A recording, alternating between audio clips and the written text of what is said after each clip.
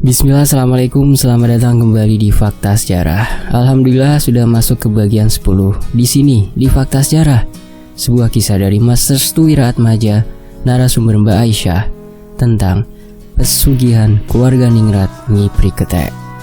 Di bagian ini, di Desa Alas Wingit, semuanya akan terbuka mengenai kejadian-kejadian masa lalu yang sangat kelam. Dan ini akan menyambung lagi di bagian berikutnya yang jauh, yaitu di sebuah pabrik. Sebelum saya melanjutkan kelanjutan bagian 11 ini, saya harus berdoa dulu. A'udzu bikalimatillahi tammah. Bismillahirrahmanirrahim. Wa wasami'alim. Allahumma sholli ala sayyidina Muhammad sallallahu alaihi wasallam. Ini dia bagian 11.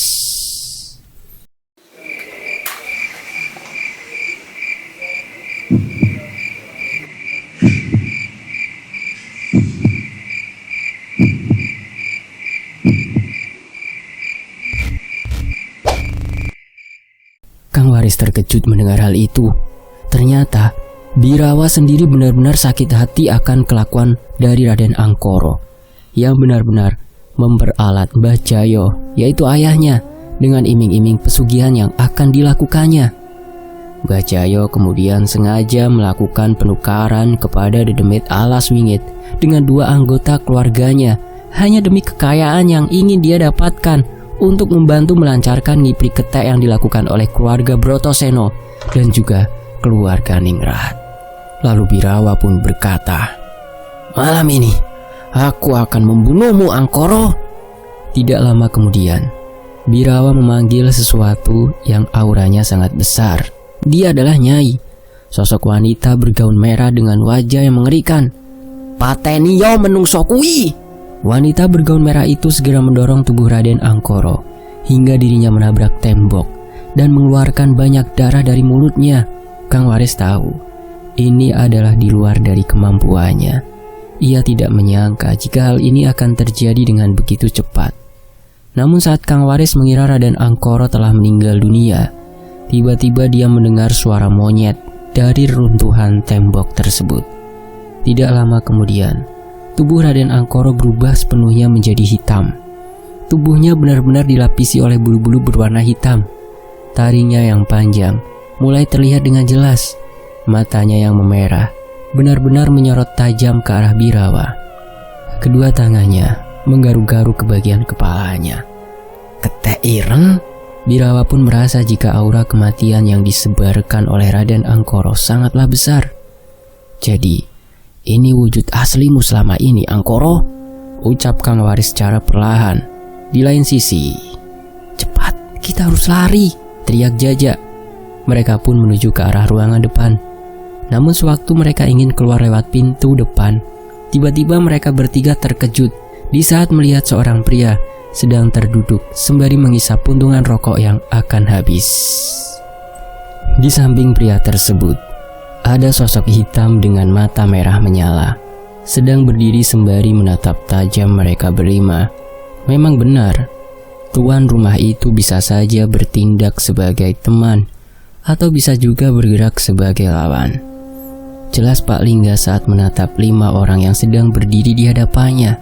Kang Didik meminta kepada yang lainnya untuk segera keluar dari rumah ini.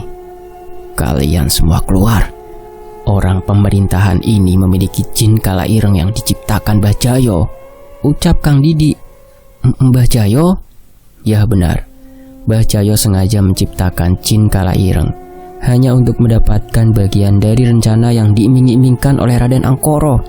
Kang Didik menjelaskan, menciptakan yang dimaksud adalah menggabungkan energi-energi jahat menjadi satu wadah untuk membuat sebuah energi besar yang lebih mengerikan. Lalu muncullah jin kala ireng, sosok yang berperan penting dalam ambisi Raden Angkoro dan yang lainnya. Mereka berempat pun segera pergi meninggalkan Kang Didik sendirian. Tinggal beberapa orang yang mungkin saja bisa selamat atau tidak. Mereka semua harus benar-benar keluar dari rumah tersebut agar bisa selamat dari ancaman kematian yang mengintai mereka. Akhirnya mereka berempat pun selamat dan mampu keluar dari rumah tersebut. Namun, saat mereka berempat keluar, Mbak Arumi meminta kepada Nyi Ratih untuk pergi ke rumah warga yang dikunjunginya pada siang tadi. "Kalian harus pergi dari sini. Ikuti Nyi Ratih. Dia tahu rumah warga tersebut. Di sana sudah ada Raden Artonegoro dan yang lainnya." Jelas Mbak Arumi kepada yang lain. Mbak Arumi mau kemana?" tanya Nyi Ratih. Mbak Arumi tersenyum lebar. Ia hanya ingin semua yang ada di dekatnya selamat, termasuk suamiku sendiri. "Aku akan membantu suamiku," jawab Mbak Arumi tegas. "Mbak, cepat pergi," suruh Mbak Arumi.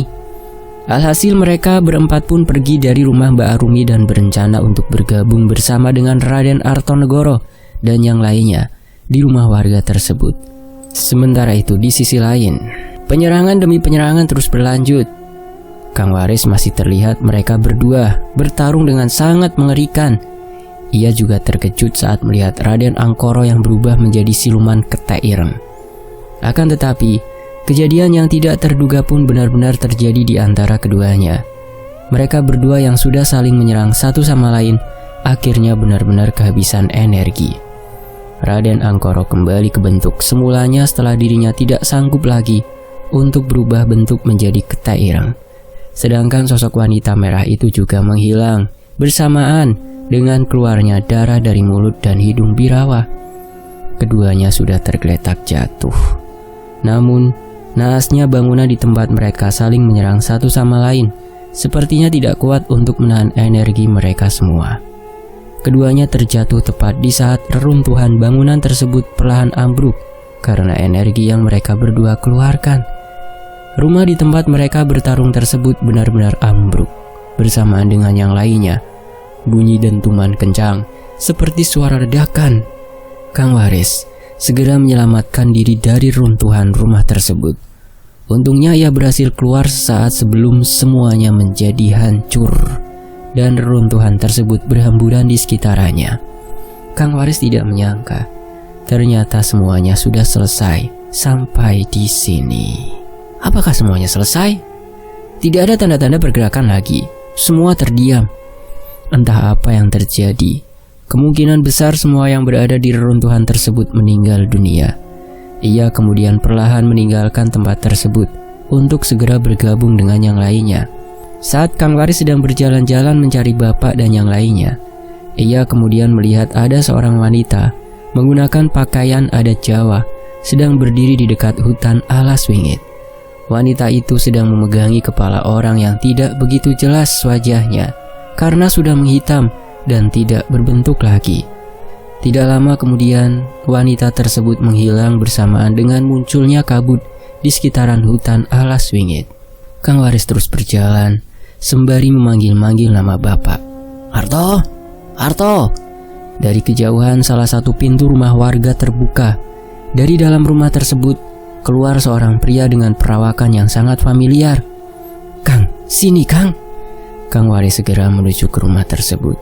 Tidak berselang lama, disusul oleh yang lainnya untuk keluar bersamaan dengan memeluk tubuh Kang Waris. "Kang, apa yang terjadi?" tanya bapak. "Akan kujelaskan nanti. Kita harus keluar dari desa ini. Kita benar-benar harus keluar karena memang semuanya sudah usai," jelas Kang Waris kepada bapak. "Jadi semuanya?" "Ya, benar." Sementara itu, Nyi Ratih tiba-tiba meneteskan air mata. Ia memeluk tubuh Raden Kuncoro, suaminya. Nyi Ratih belum bisa mengucapkan ucapan terima kasih kepada Mbak Arumi dan Kang Didik karena telah menolong mereka semua dari maut. Hidup terus berjalan. Kita yang menentukan arah hidup dan tujuan kita. Hidup dan mati memang sudah diatur, tetapi kita berhak untuk merangkai takdir kita. Sementara itu, desa Alas Wingit kedatangan banyak anggota kepolisian untuk menyelidiki tragedi mengerikan yang baru-baru saja terjadi dalam satu malam. "Lapor komandan, 4 jasad ditemukan dalam keadaan tewas," jelas salah seorang anggota polisi kepada atasannya. "Lakukan pencarian, apakah masih ada yang hidup?" "Siap komandan." Pria berseragam coklat dan bertitel lengkap itu berjalan di atas reruntuhan bangunan. Dia merasa ada sesuatu yang belum memuaskan dari runtuhan tersebut. "Di mana kau bajingan?" ucap polisi itu. Tidak berselang lama polisi itu melihat ada yang bergerak dari reruntuhan bangunan tersebut. Tampaknya ia menemukan apa yang baru saja dia inginkan. Brak! Kedua tangannya keluar tepat di saat polisi itu ingin mendekatinya. Ia tahu orang ini tidak akan mati dengan mudah. "Jadi kau masih hidup?" Di tempat yang lain, seorang polisi melaporkan bahwa dirinya menemukan seseorang yang masih hidup namun dalam keadaan luka yang sangat parah. "Lapor komandan, ada seseorang yang baru saja ditemukan hidup," jelas polisi yang melaporkan tersebut kepada atasannya. "Baik, ambil juga yang ini, dia masih hidup," ucapnya sembari menunjukkan sesuatu yang benar-benar di luar nalar manusia. "Hah?" Polisi itu langsung terkejut di saat melihat seorang manusia mengeluarkan kedua tangannya dengan tegak di atas reruntuhan bangunan. Semua sesuai dengan perkiraannya. Hanya saja masih ada satu orang yang belum ia temukan. Mungkinkah? Dari kejauhan ada beberapa orang polisi membawa kantong jenazah dari sebuah hutan yang ada jauh dari tempat kejadian. Karena penasaran, ia pun ingin melihat siapa yang ada di dalam kantong jenazah tersebut. "Coba aku lihat," ucapnya. "Silakan komandan." Ia pun segera membuka kantong jenazah tersebut. Saat dirinya membuka resleting kantong jenazah itu, ia terkejut saat melihat kepala dari jenazah tersebut telah menghilang. "Di mana kepalanya?" tanya komandan polisi tersebut kepada anggota kepolisian yang lain. "Kami tidak menemukannya. Cepat, bawa ke ambulan. Segera otopsi jenazah ini." "Siap, komandan." Komandan polisi itu mulai merasakan kekhawatiran. Ia takut apa yang selama ini ia pikirkan benar-benar terjadi. Apakah dia sudah mati? Saat komandan polisi itu melihat ke arah hutan, ia kemudian memergoki seorang wanita yang menggunakan kemben atau pakaian adat Jawa sedang berdiri di dekat pepohonan sembari memegangi sebuah kepala manusia. Jangan-jangan wanita tersebut pun tersenyum lebar. Ia kemudian menghilang tepat di saat kabut kembali menutupi hutan tersebut. Desa Laswingit, desa yang penuh dengan tragedi, kematian, teror, dan hal-hal yang tidak terduga. Semuanya menjadi satu di dalam kisah perjalanan Raden Artonegoro dan yang lain sebagainya. Pesugihan ini tidak akan selesai sebelum dua syarat ini terselesaikan. 1. Incaran dari Raden Angkoro dan yang lainnya tewas dan dijadikan tumbal untuk ritual pesugihan Nyi Pri Ketek. Dan yang kedua, semua yang terikat dari pesugihan ini mati secara bertahap dan apa yang direncanakan hancur lebur alias batal. Selanjutnya, Raden Artonegoro dan yang lainnya akan menuju sebuah desa yang disebut sebagai Astana Tali Mongso. Desa ini dikenal dengan penyembahan khusus para wanita hamil yang dilakukan oleh warga sekitar untuk ditumbalkan. Bagaimanakah tentang perjalanan panjang Raden Artonegoro dan yang lainnya? Langsung saja kita simak tentang perjalanan Raden Artonegoro yang mampir di desa Astana Tali Mongso. Dan kita juga akan dibawa ke babak terakhir dari Nyi Pri Ketek keluarga Ningrat, tentang 3 orang pembesar bersatu untuk memperebutkan ambisinya masing-masing lewat Nyi Pri Ketek. Siapa sajakah 3 pembesar itu? Ini adalah babak baru dari cerita pesugihan keluarga Ningrat. Setelah kejadian dari Alaswingit, Raden Artonegoro dan yang lainnya bermukim di sebuah tempat yang berdekatan dengan sungai yang dimana aliran sungai tersebut merupakan pertemuan dari 2 sungai yang diyakini sebagai tempat yang biasa orang-orang sekitar lakukan untuk mencari petuah atau kekayaan. Masyarakat di sana sudah tidak asing lagi dengan orang-orang yang menjadikan sungai tersebut sebagai tempat berendam untuk mendatangkan wangsit atau keinginan yang mereka perlukan demi kepentingan duniawi. Akan tetapi, ada harga yang sangat mahal untuk bisa mendapatkan itu semua. Mereka harus menyerahkan tumbal di tiap kali permintaannya. Mereka menyebutnya sebagai tumbal tali mongso. Sing kena isoroto, awak ora iso apa-apa, mati Patiroso. Yang kena bisa semuanya. Badan tidak bisa bergerak sama sekali, mati rasa. Setelah kejadian dari Alas Wingit, bapak dan yang lainnya bermukim di sebuah tempat yang letaknya lumayan jauh dari keberadaan Alas Wingit itu sendiri. Kini mereka semua benar-benar harus kembali berjuang. Entah apa yang akan terjadi di masa yang akan datang, namun selama mereka masih dipantau dari kejauhan dari orang-orang yang memang ingin mewujudkan ambisinya, mereka juga akan mendapatkan gangguan dari yang lainnya. Pemberitaan sudah masuk. Bapak dan juga Kang Waris menerima laporan terkait orang-orang yang gugur saat berada di desa Alas Wingit tersebut.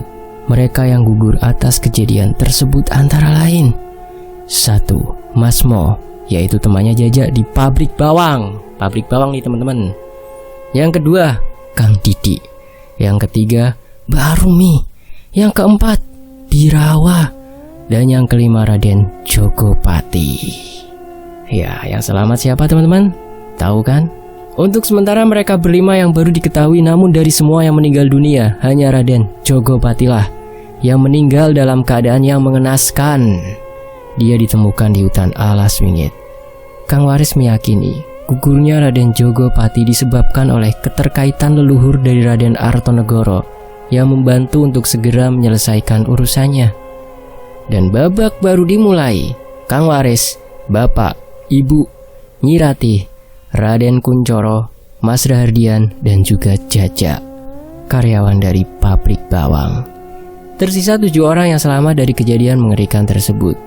Mereka semua benar-benar diberikan keselamatan dan mampu terhindari dari kencaran yang dilakukan oleh Raden Angkoro dan juga yang lainnya.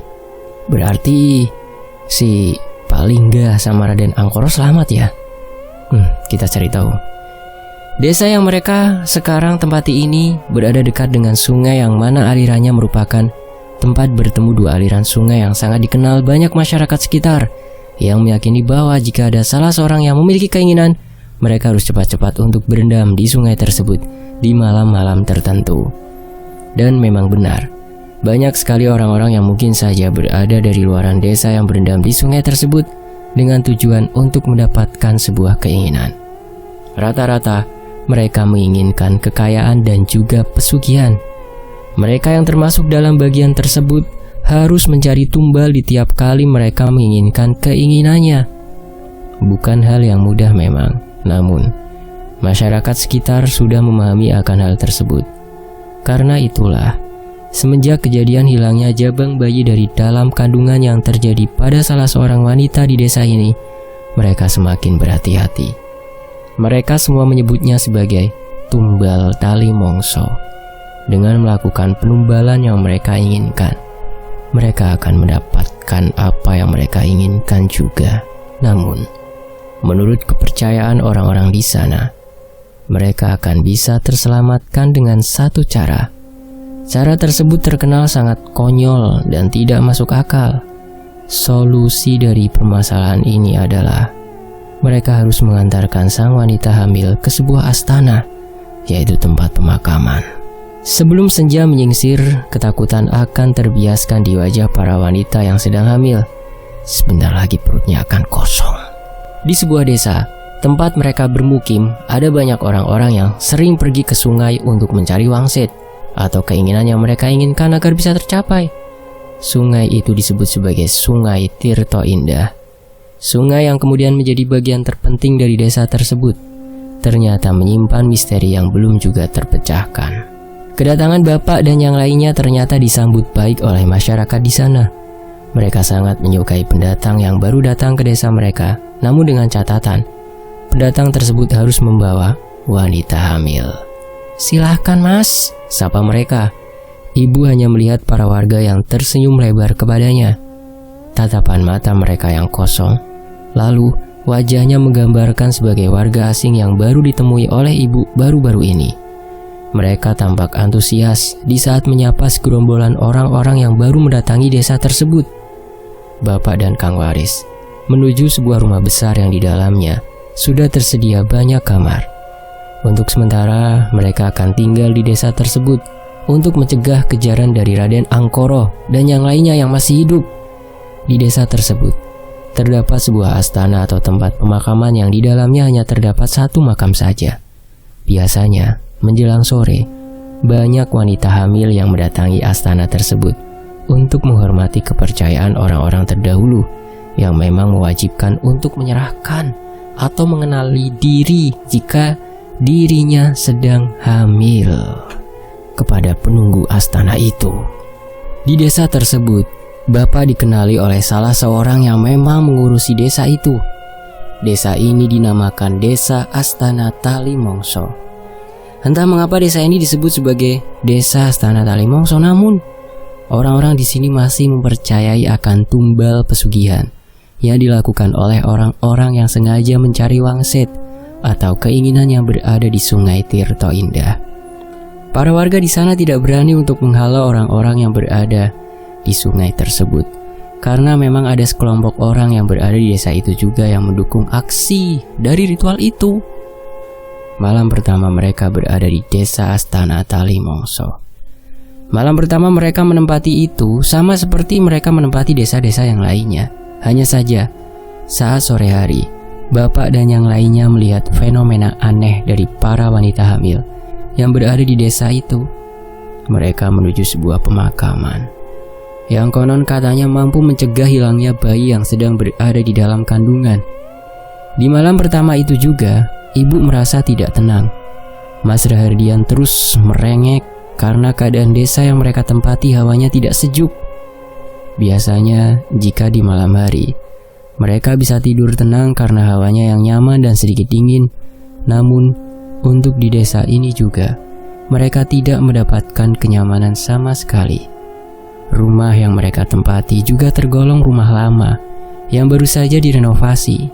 Mungkin dengan keadaan semacam itu, kenyamanan menjadi berkurang akibat hawa yang berada di dalam rumah tersebut. Bapak dan juga Kang Waris kembali membahas terkait rencana mereka selanjutnya bersama dengan Raden Kuncoro dan juga Jaja. Mereka berempat membahas tentang rencana Raden Angkoro ketika ditimpa kegagalan untuk kedua kalinya. Kang Waris sendiri sudah merasa aman jika dirinya dan yang lainnya berada di desa ini. Terlebih lagi desa ini letaknya sedikit jauh dari desa Alaswingit dan keberadaan para keluarga Ningrat yang lainnya. Hanya saja Kang Waris merasa ada yang tidak beres dengan para warga yang menyambutnya ketika mereka mendatangi desa ini. Mereka tampak antusias, namun ekspresi antusias mereka seperti menggambarkan kepada sebuah jebakan yang tersirat dalam benak hati mereka. Kita mesti mengumpulkan data terkait desa ini. Aku tidak tahu ada sebuah astana di desa ini. Warga di sini tergolong sebagai warga yang sangat fanatik terhadap kepercayaan terdahulu, jelas Kang Waris kepada yang lain. Jika dibilang fanatik, memang warga di sini sangat fanatik terhadap hal-hal yang masih bersifat leluhur dan kepercayaan terdahulu. Namun ada juga beberapa warga lainnya yang tidak percaya akan hal ini. Mereka sangat tersiksa dengan adanya sekelompok orang yang masih menjaga nilai-nilai keburukan yang tertanam lama di desa ini.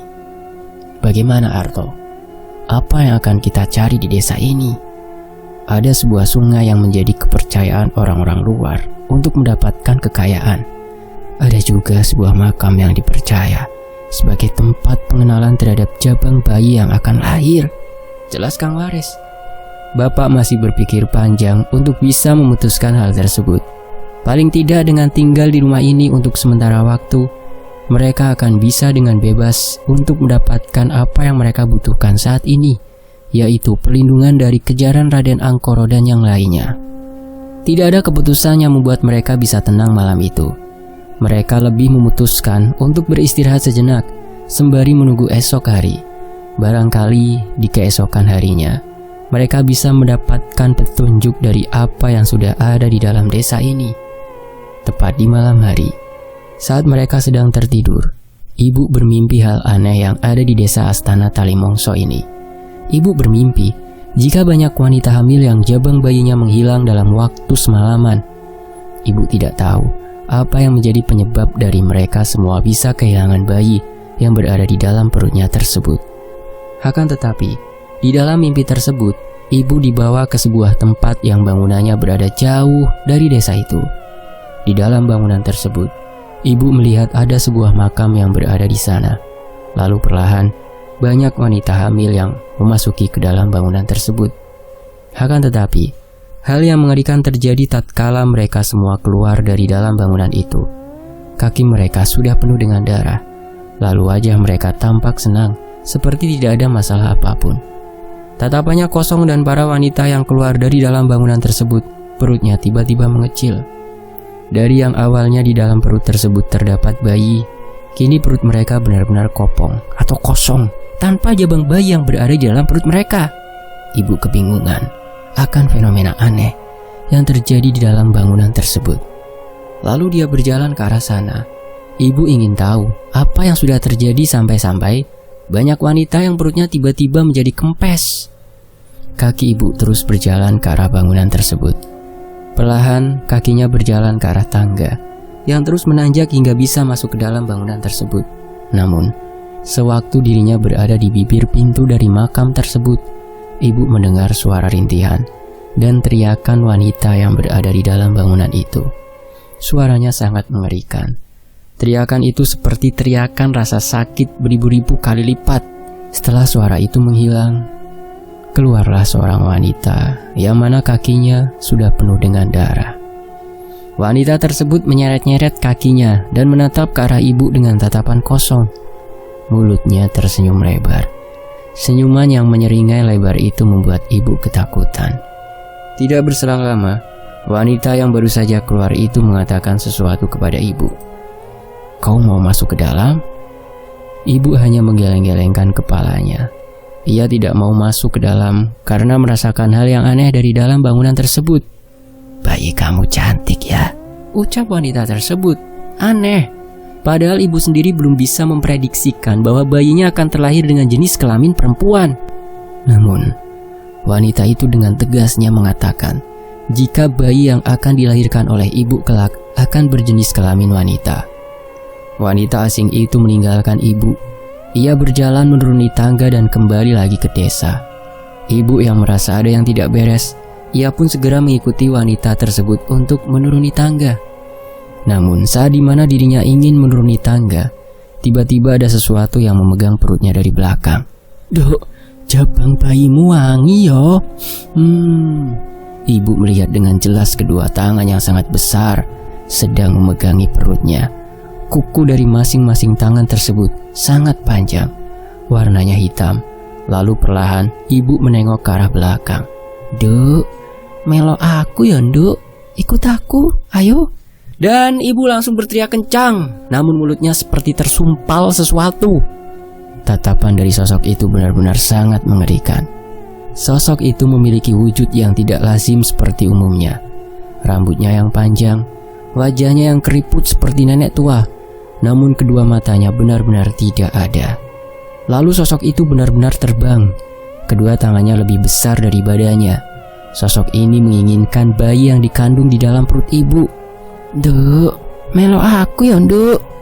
Sosok itu lagi-lagi mengucapkan kalimat yang sama.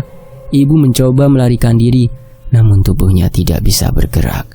Sosok itu perlahan memegang perut ibu. Lalu dengan cepat, ia merobek bagian perut ibu dan mengambil paksa bayi yang berada di dalam perut ibu.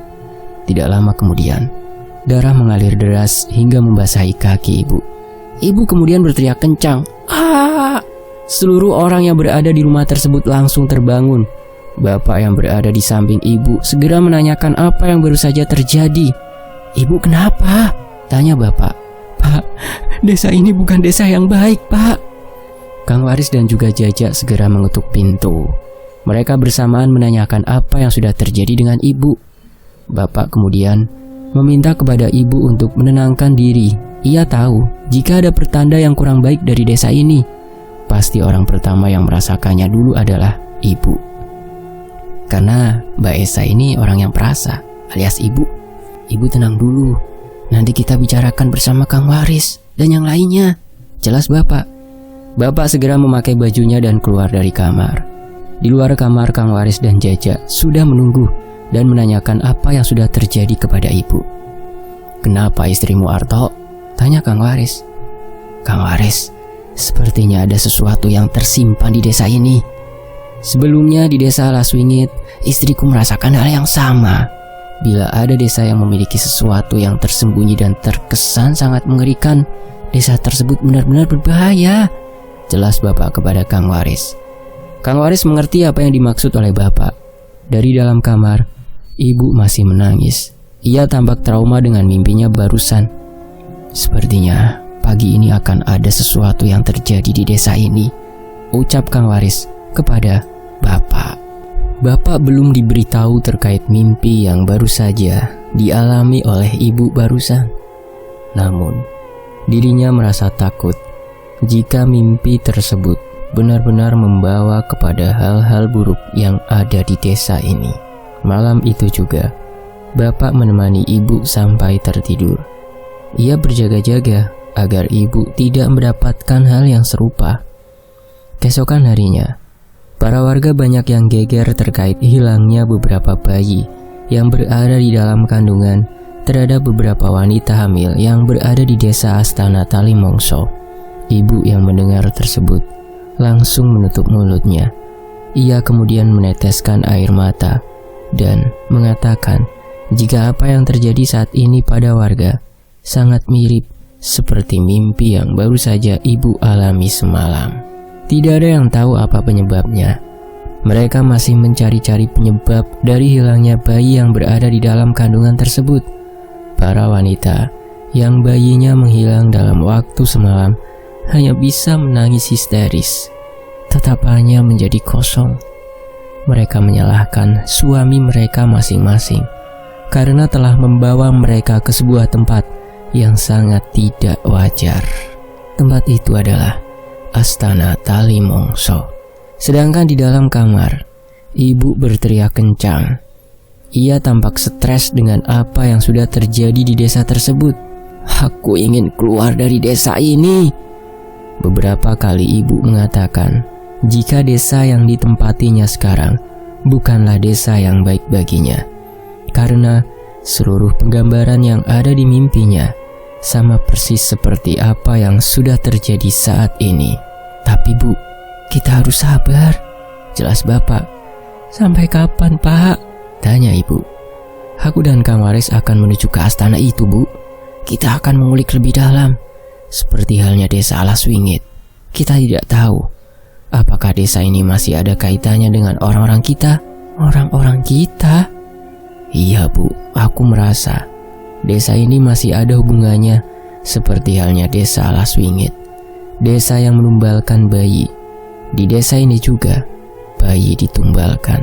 Namun aku tidak tahu apa yang sedang terjadi di desa ini barusan." Bapak berpikir jika desa Astana Talimongso ini masih memiliki hubungan dengan orang-orang yang mengincarnya, yaitu Raden Angkoro dan keluarganya. Jika memang ini dibenarkan, apakah desa ini masih ada kaitannya dengan orang-orang keluarga Raden Angkoro terdahulu? Sementara itu, di kediamannya keluarga Ningrat, Raden Angkoro memimpin pertemuan antara semua orang yang berkaitan dengan tragedi kematian yang memilukan yang terjadi di desa Laswingit beberapa waktu yang lalu. Untuk para peserta yang mengikuti pertemuan Ningrat tersebut antara lain 1. Mas Pangarep, 2. Mbak Mawar atau istrinya Mas Pangarep, yang ketiga Mbak Neneng, dan 4. Satu orang anggota. Anggota apa? Ini disensor, saya nggak bisa menyebutkannya. Yaitu anggota itu mengajak istrinya. Tampaknya kematian dari Raden Jogopati dan juga Mas Mo, tangan kanannya Pak Lingga dan Raden Angkoro yang di pabrik bawang nih Mas Mo, menjadikan pihak mereka kehilangan pionir terpenting untuk bisa mendapatkan apa yang mereka inginkan. "Kang Mas Raden," ucap Mas Pangarep. Raden Angkoro menatap wajah Mas Pangarep dengan tatapan yang seperti biasanya, yaitu perasaan yang sangat dingin. "Izinkan aku bergabung dan mengikuti jejak langkah selanjutnya. Bukankah lebih baik jika kita menyatukan semua anggota yang masih terkait dari ambisi kita saat ini?" jelas Mas Pangarep. Raden Angkoro terdiam. Dia benar-benar tahu kapasitas yang dimiliki oleh Mas Pangarep. Untuk Kang Waris dan yang lainnya, mungkin Raden Angkoro membutuhkan orang yang tepat seperti layaknya Raden Jogopati. Dirimu yang sekarang hanyalah beban, Pangarep. Apakah kau mau istrimu mendapati tubuhmu sudah tak bernyawa? Jelas Raden Angkoro dengan tegas di hadapan Mbak Mawar, istrinya Mas Pangarep. Perkataan dari Raden Angkoro benar-benar mengguncang atmosfer ketenangan mereka semua. Semua orang yang berada di sana hanya terdiam. Perkataan dari Raden Angkoro adalah hal yang mutlak dan tidak bisa diganggu-gugat. Jikalau ada sesuatu yang memang dibutuhkan, Raden Angkoro lebih dulu untuk mengungkapkan keinginannya di hadapan mereka. Kematian yang tidak terduga dari Raden Jogopati adalah contohnya. Apakah kau pernah berpikir jika anak yang belum dilahirkan dari kandungan adikmu itu? Adiknya Mas Pangarep ini kan Nyi Esa ya. Dan Nyi Esa ini ibunya Mbak Aisyah nih, narasumber. Dan istrinya Raden Artonegoro atau Mas Arto. Saya ulangi ya. Apakah kau pernah berpikir jika anak yang belum dilahirkan dari kandungan adikmu itu memiliki kodam yang sangat mengerikan hingga mampu memenggal kepalanya? Kata Raden Angkoro. Mas Pangarep tertunduk lesu. Dia tahu Raden Jogopati adalah salah seorang dari keturunan keluarga Brotoseno yang memiliki kanuragan ireng. Kanuragan ireng yang dia ketahui memiliki daya kekuatan yang sangat besar dan mampu mengubah wujudnya menjadi seekor siluman. Jika hal ini tidak bisa dikalahkan, kemungkinan besar khodam turunan yang dimiliki oleh anak dari Nyi Esa adalah salah satu yang sangat kuat. Khodamnya bukan sembarang khodam. Bagaimanapun bisa siluman ketek putih bisa dikalahkan di hutan alas wingit. Raden Angkoro masih mencari cara agar bisa mengalahkan khodam turunan yang menjadi sebuah batu besar dan penghalang yang sangat menyulitkan baginya. Dengan mengalahkan khodam turunan, maka usaha untuk mendapatkan anak dari Raden Artonegoro akan mulus digapai. Terlebih lagi, persyaratan yang harus mereka miliki hanya kurang satu lagi, yaitu menumbalkan salah seorang bayi yang berasal langsung dari keluarga Ningrat. Bagaimana jika aku yang ikut serta dalam rencanamu, Angkoro? Tanya salah seorang anggota yang memang memiliki pangkat tinggi dalam divisinya. Raden Angkoro tersenyum lebar. Ia kemudian mengarahkan senyuman itu kepada polisi yang berhasil menyelamatkannya dari maut yang hampir saja merenggut nyawanya. Bapak Komandan yang terhormat, bukankah Bapak termasuk bagian kami juga? Senyum Raden Angkoro. Polisi itu hanya tersenyum. Ia menatap wajah istrinya yang tertarik dengan apa yang menjadi kesepakatan antara dirinya dan ambisi yang dimiliki oleh Raden Angkoro dan yang lainnya. Baiklah, aku akan membantu seperti apa yang kalian butuhkan saat ini. Istriku juga akan ikut serta dalam menyelesaikan ambisi kalian, ucap anggota itu yang belum menyebutkan namanya. Raden Angkoro tersenyum melihat hal itu. Ia kemudian menatap wajah Mbak Neneng dengan tatapan yang tidak biasa. Sepertinya ada sesuatu yang memang sudah dirahasiakan serta terencanakan oleh Raden Angkoro kepada Mbak Neneng. Jika sudah saatnya tiba dan anak itu dilahirkan, kau harus siap untuk menjalani ritual yang sama agar bisa merebut bayi itu, ucap Raden Angkoro kepada Mbak Neneng. Mbak Neneng hanya menganggukkan kepalanya, namun hatinya masih ragu. Hatinya masih bergejolak. Ingin rasanya dia menjadi manusia biasa dan seutuhnya seperti manusia lainnya. Akan tetapi, takdir yang dia jalankan tidak sesuai dengan keinginan yang diharapkan. Mbak Neneng tetaplah pionir terpenting setiap ritual itu berlangsung. Sementara itu, di desa Astana Talimongso, semenjak kejadian yang terjadi di desa tersebut, ibu semakin tidak bisa dikendalikan. Ia masih terbayang-bayang dengan mimpinya semalam tadi. Menurut ibu, apa yang baru saja dia impikan sama persis dengan kenyataan yang sedang ia hadapi sekarang. Banyak wanita hamil yang perutnya menjadi kosong, jabang bayi menghilang, dan tangisan serta rintihan minta tolong ada di mana-mana.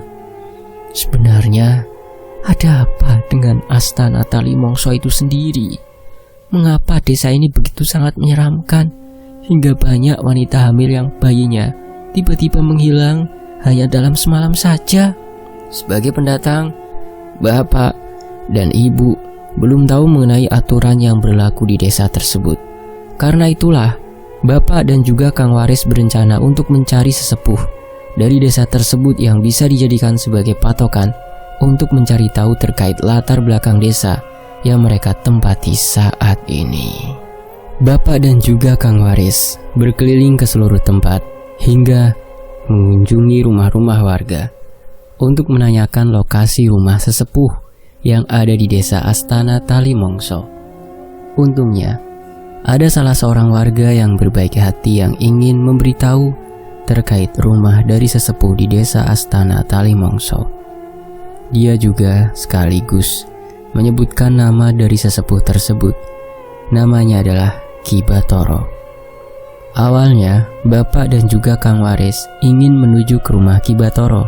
Namun, saat mereka ingin menuju ke tempat yang sudah diberitahu oleh salah seorang warga, bapak dan Kang Waris terkejut saat melihat sebuah bangunan yang disebut-sebut sebagai astana atau tempat pemakaman yang dikhususkan di desa tersebut.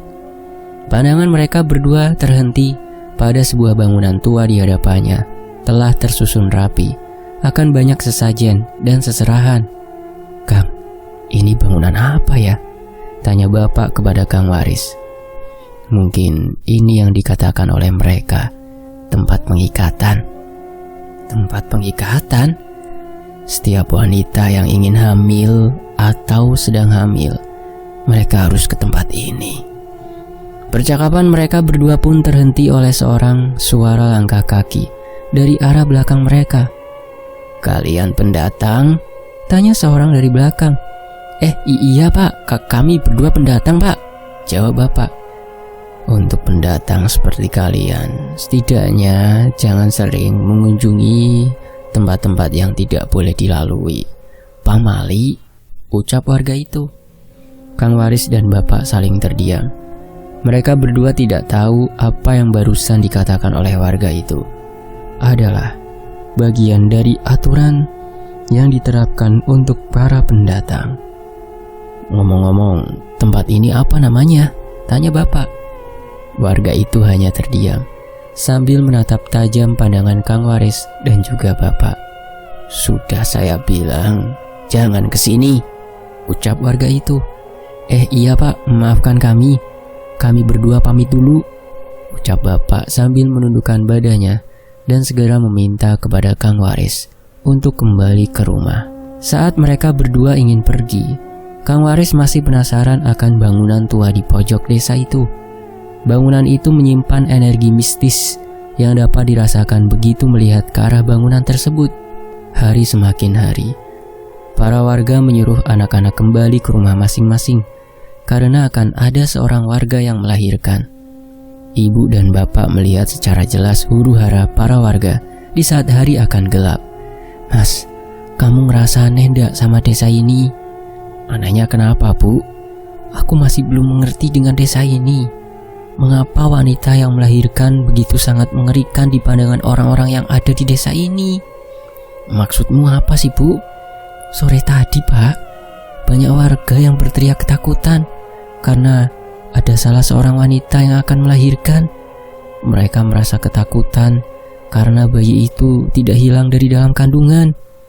Bapak masih belum mengerti dengan apa yang dikatakan oleh ibu barusan. "Bukannya bagus karena selamat bu, justru itu adalah petaka loh pak." "Petaka bagaimana bu? Bayi itu harus diserahkan ke astana." "Maksudnya bangunan tua itu?" Ibu terkejut mendengar jawaban yang baru saja bapak katakan. "Bapak tahu tempat itu pak?" "Tahu bu, tapi keburu diusir oleh seorang warga. Niatnya, aku bersama dengan Kang Waris akan menemui sesepuh bernama Ki Batoro. Katanya dia tahu terkait latar belakang desa ini." Ibu hanya terdiam. Dia tampak asing mendengar nama dari sesepuh itu. Namun, bukan itu yang menjadi permasalahannya. Yang menjadi ibu masih terfikirkan hingga saat ini adalah mengapa tidak ada tindak lanjut dari sesepuh desa Astana Talimongso itu sendiri terkait kejadian yang baru-baru terjadi? Apakah ada sesuatu yang benar-benar ditutupi oleh sesepuh desa ini hingga dirinya memang menyengajakan kejadian ini terus berlarut-larut dan berlanjut sampai ada sesuatu yang bisa menghentikannya? Malam itu, ibu tertidur dalam pelukan bapak. Ibu ingin menenangkan pikirannya yang kalut dalam hal yang tidak menyenangkan dan membuatnya tidak betah untuk tinggal di desa ini. Akan tetapi berbeda dengan yang terjadi di malam itu. Malam itu, seorang warga telah melahirkan anak laki-laki dengan berat kurang lebih 3 kg. Ukuran yang normal dan sesuai dengan apa yang diinginkan oleh Ki Bathara. "Ki, apakah anak ini akan dibawa ke bangunan itu?" tanya bapak dari anak itu kepada Ki Bathara. "Harus. Semua yang lahir di desa ini harus dibawa ke desa. Jika tidak..." "Kalau tidak kenapa, Ki?" tanya pria tersebut. "Desa ini akan terkena kutukan," jelas Ki Bathara. Setelah dibersihkan, Ki Bathara dan pria dari bayi itu membawanya ke bangunan tersebut. "Ki, saya mohon, jangan bawa anak kami, Ki," ucap bapak dari bayi itu. "Sudah, jangan banyak bicara. Kau mau desa kita akan terkena tulah?" tanya Ki Bathara. "Tapi Ki, ini malam hari, hawanya sangat dingin. Saya takut anak saya mati kedinginan," ucap pria yang sudah menjadi bapak dari bayi itu.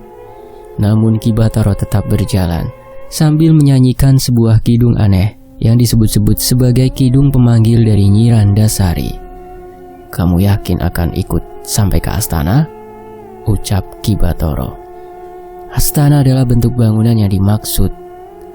Itu anak saya, Ki. Saya nggak mau terjadi apa-apa terhadap anak saya." "Jika Nyi Randasari menerima anak kamu, maka bayi kamu akan selamat dalam keadaan utuh. Namun jika tidak, apakah kau rela hanya melihat 2 bola mata yang utuh?" Pria itu hanya terdiam. Mungkin ingin memberontak dan menarik paksa bayi itu, namun tidak mungkin. Bapak itu seperti tertunduk di hadapan Ki Bathara. Aura hitam yang dipancarkan oleh Ki Bathara sangat kuat. Sesampainya di astana, Ki Bathara menyuruh pria itu menunggunya di luar. Sedangkan Ki Bathara masuk ke dalam astana sambil membawa bayi mungil yang baru dilahirkan. "Ki, tolong sampaikan kepada Nyi Randasari untuk menerima bayi saya. Tolong kembalikan dalam keadaan utuh," jelas pria itu. "Tunggulah di sini," senyum Ki Bathara. Sampainya di dalam, Ki Bathara meletakkan bayi itu yang masih dilapisi kain penghangat tubuh. Bersamaan dengan itu, Ki Bathara mengucapkan sebuah mantra pemanggilan Nyi Randasari. Dari luaran, angin malam semakin membesar. Pepohonan bergoyang ke sana kemari. Pria dari anak itu khawatir akan sesuatu yang terjadi pada anaknya itu. Beberapa saat kemudian, Ki Bathara keluar sambil membawakan kain dari bayi itu yang masih digendongnya. "Ki, anak saya diterima?"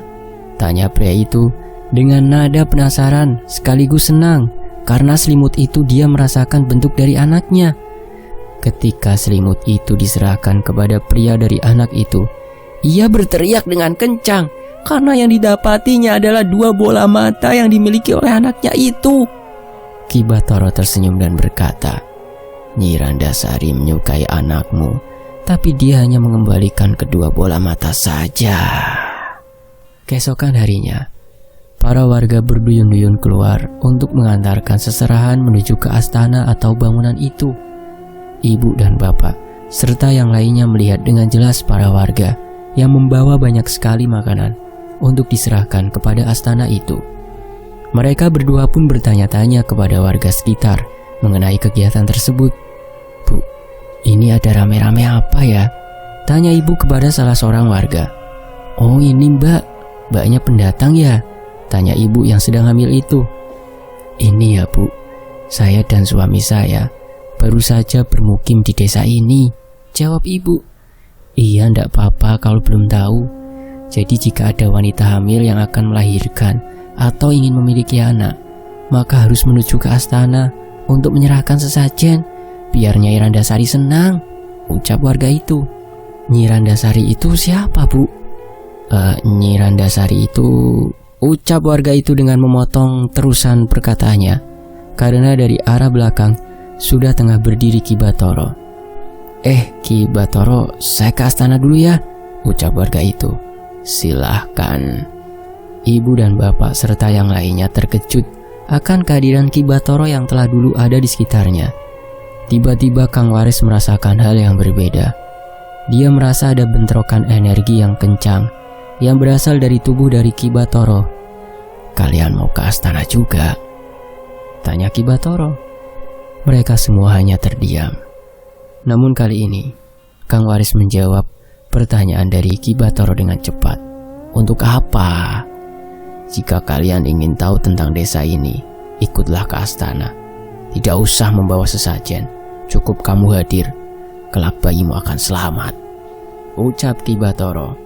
Tatapan ibu yang mengarah ke arah Ki Bathara seperti memberi sinyal kepada bapak bahwa desa yang mereka tempati merupakan desa yang menganut sebuah kepercayaan terhadap setan atau satanis. Begitu juga dengan Kang Waris. Dia seperti merasakan ada sesuatu yang memang sedang direncanakan oleh Ki Bathara dengan cara memanipulasi orang-orang yang ada di desanya agar mau mendatangi tempat yang disebut sebagai astana. Ki Bathara pun meninggalkan mereka semua. Tidak seperti biasanya, Mas Rahardian juga merasakan apa yang menjadi ketakutan ibu. Dia terus memegangi tangan ibu sembari menatap ke arah wajah ibu dengan tatapan yang penuh dengan kekhawatiran. Kang, ucap ibu. Aku tahu maksudmu Esa, jawab Kang Waris. Di dalam astana, Ki Bathara menyuruh untuk meletakkan sesajen tersebut di dekat sebuah makam tua. Makam itu disebut-sebut sebagai makam dari Nyi Randasari. Belum tahu jelas mengapa para warga sangat menghormati Nyi Randasari. Namun mereka yang memiliki kepentingan tertentu, mereka sangat mengharapkan keberkahan yang memang sudah tertanam dalam diri Nyi Randasari melalui Ki Bathara. Jadi, apa yang kalian inginkan? Tanya Ki Bathara kepada para warga yang hadir di dalam sana. Saya ingin punya anak, Ki, ucap salah seorang wanita yang sudah belasan tahun belum memiliki anak. Saya juga, Ki. Kalau saya mau ingin kaya raya, Ki. Saya mau punya sawah yang luas, Ki. Ki, saya mau punya istri yang cantik, Ki. Ki Bathara hanya tersenyum. Dia menatap semua warga yang memohon-mohon kepadanya, sembari mengagung-agungkan namanya, layaknya seseorang yang sangat diharapkan oleh para warga. Permintaan kalian aku kabulkan, ucap Ki Bathara dengan mudahnya. Para warga senang mendengar jawaban itu. Mereka kemudian menundukkan badannya, sembari memohon-mohon kepada Ki Bathara agar mau memberikannya keberkatan terkait apa yang mereka inginkan. Ki Bathara terdiam sejenak. Ia meminta kepada para warga untuk terdiam sejenak karena sudah saatnya dirinya ingin berkomunikasi kepada Nyi Randasari. Sembari merapalkan mantra, Ki Bathara mencoba untuk berkomunikasi kepada Nyi Randasari. Bersamaan dengan itu, angin berhembus dengan kencangnya. Para warga mulai merasakan ketakutan karena hembusan angin tersebut tidak seperti hembusan angin pada umumnya. Tidak lama kemudian, Ki Bathara berjalan ke arah warga secara satu persatu, sembari menyentuh kepala mereka masing-masing. Setelah melakukan hal semacam itu, Ki Bathara kembali ke tempatnya semula, sembari mengatakan kabar yang menggembirakan. Nyi Randasari telah berkata kepadaku bahwa dia akan mengabuli semua keinginan dan permintaan kalian hari ini. Para warga ikut senang mendengar berita tersebut. Mereka pun memberikan pujian kepada Ki Bathara, sembari memuja-mujanya seperti layaknya Tuhan. Terima kasih, Ki. Ki Bathara adalah harapan kami. Sembah hormat untuk Ki Bathara. Sementara itu, di sisi lain di keluarga Ningrat, Pak Subroto dan Ibu Mela namanya, Mereka berdua merupakan orang yang sudah menutup-nutupi kejadian di pabrik bawang. Di saat tragedi memilukan itu terjadi di pabrik bawang, Pak Subroto dan juga Ibu Melan membantu Raden Angkoro untuk menutupi kebusukan yang selama ini dilakukan oleh keluarga Brotoseno dan juga keluarga Ningrat. Mereka berdua jugalah yang mengurusi tragedi selanjutnya yang terjadi di Alas Wingit. Bisa dibilang, setiap langkah yang dilakukan oleh Raden Angkoro sudah mendapatkan backup dan perlindungan dari Pak Subroto dan juga Ibu Melan. "Apa langkahmu selanjutnya, Angkoro?" tanya Pak Subroto. Raden Angkoro terdiam sejenak. Ia membakar rokok kretek kesukaannya, sembari memikirkan strategi selanjutnya yang ingin dia lakukan agar bisa mendapatkan apa yang ia inginkan. "Astana Talimongso," ucap Raden Angkoro. "Hah? Astana Talimongso?" tanya Pak Subroto. "Iya, desa itu adalah desa yang tidak memiliki norma. Kematian hanyalah permainan yang dijadikan percobaan untuk meningkatkan kekuatan kanuragan yang dimiliki oleh leluhurnya. Tidak seperti Alas Wingit, Astana Talimongso sendiri merupakan ancaman bagi Raden Angkoro. Pasalnya, leluhur di sana juga berkeinginan untuk mendapatkan jabang bayi yang diincarnya untuk menyelesaikan pesugihan yang akan dilakukannya lagi." Pak Subroto hadir sebagai pendamping yang tepat bagi Raden Angkoro. Kematian Raden Jogopati memang sangat disesali. Namun untuk sekarang, dia hanya membutuhkan orang yang memiliki kelas untuk bisa menutupi segala tragedi, pertumpahan darah yang akan terjadi. "Kita akan ke sana," ucap Raden Angkoro. Sementara itu di desa Astana Talimongso, tengah malam menyapa, ibu tiba-tiba terbangun. Ia terkejut ketika suaminya sudah berada di pelukannya. Ibu tersenyum lalu mengecup kening suaminya sebagai tanda cinta terhadapnya. Ibu berniat untuk melakukan sholat Isya. Dia tahu, walaupun dirinya bukan berada dalam lingkungan agamis, tapi dia perlu menanamkan diri sebagai seorang muslimah yang taat terhadap Robnya. Selepas sholat, ibu mendengar suara langkah kuda. Dia terkejut manakala suara kuda itu berhenti tepat di depan rumahnya. Saat ibu ingin mendekati pintu, ia merasakan aura berbeda yang dirasakan dari balik pintu rumahnya. "Siapa di depan?" tanya ibu yang masih menggunakan mukena. Suara tawa layaknya nenek tua yang menertawakan tingkah lucu cucunya. Tubuh ibu merinding seketika. Ia tahu bahwa yang di depan rumahnya bukan manusia, melainkan setan. "Wilujeng peteng, abdi karuhun kampung ieu," ucap suara nenek tua itu. "Selamat datang, saya leluhur di desa ini." Ibu baru ingat bahwa desa ini memiliki leluhur sesuai apa yang dikatakan oleh Ki Batoro kepadanya. Dia pun ingin mencoba menanyakan tentang desa ini.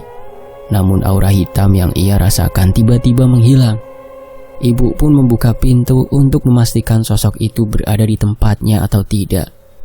Namun begitu ia melihat keluar, terkejut melihat para ibu-ibu yang sedang berada di depan rumahnya dengan perut membesar seperti orang hamil. Kedua mata ibu terbelalak manakala satu persatu dari perut mereka tersobek secara perlahan, karena bayi yang berada di dalamnya sudah tidak sabar untuk keluar.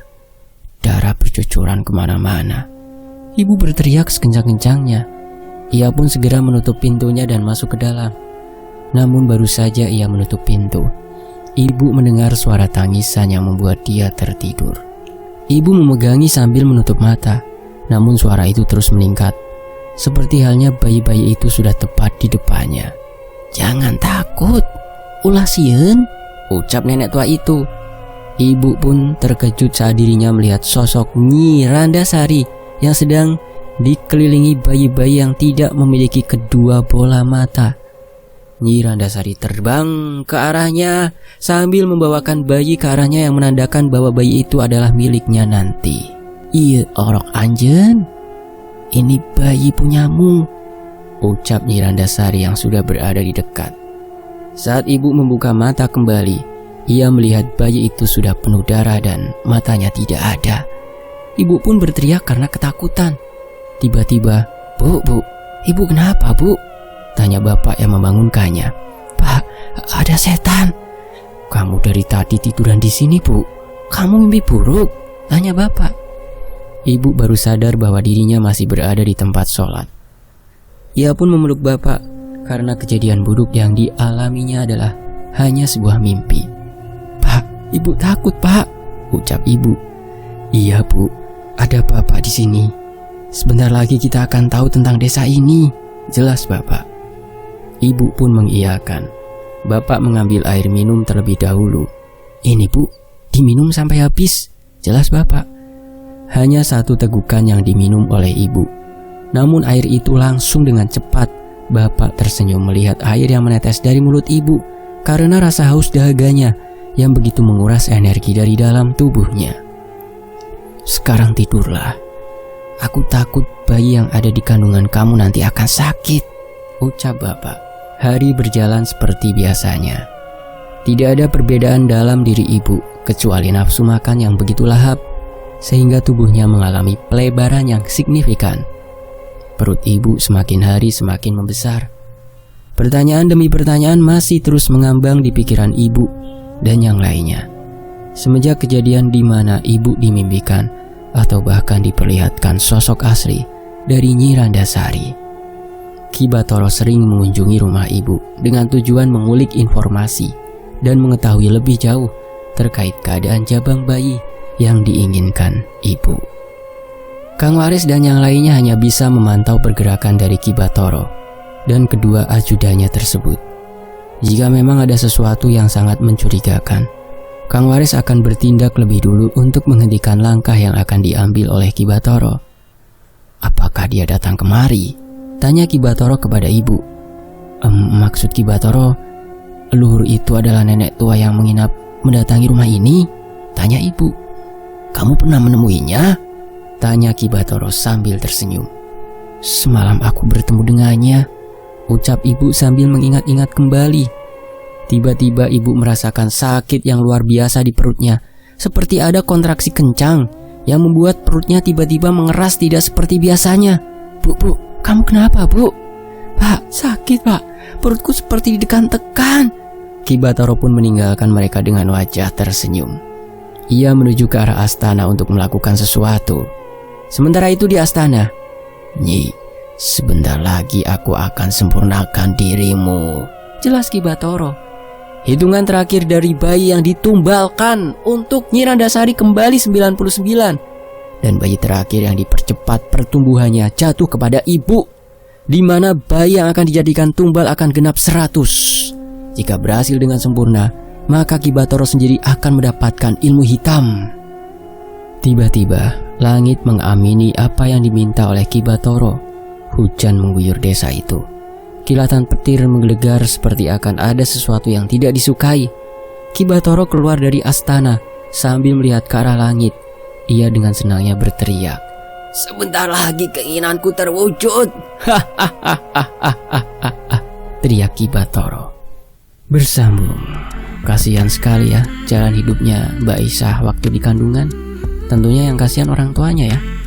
Mbak Esa sama Mas Arto masih di dalam perut saja diincar oleh keluarga Ningrat, juga oleh leluhur yang menamakan dirinya Nyi Randasari dan calo setanya Ki Bathara. Ini sampai di sini dulu ya teman-teman. Ini kurang 3 part lagi kurang lebih. Mohon doanya semoga lancar saya membacakannya. Terima kasih untuk Mas Wira, terima kasih untuk teman-teman yang setia menyimak kisah ini di sini. Saya pamit ya.